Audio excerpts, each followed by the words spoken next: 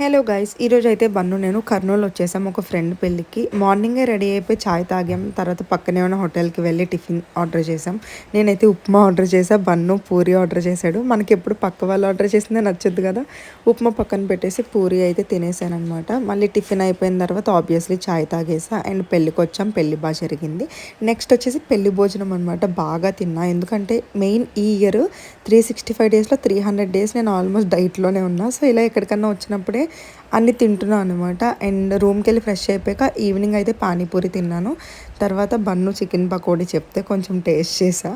తర్వాత evening time అయింది కదా, చాయ్ పడాల్సిందే. చాయ్ అయిపోయింది. ఈవినింగ్ ట్రైన్లోకి బిర్యానీ ఏమన్నా తీసుకుందామని కర్నూలు మొత్తం నడుస్తూ తిరుగుతున్నాం బన్ను నేను.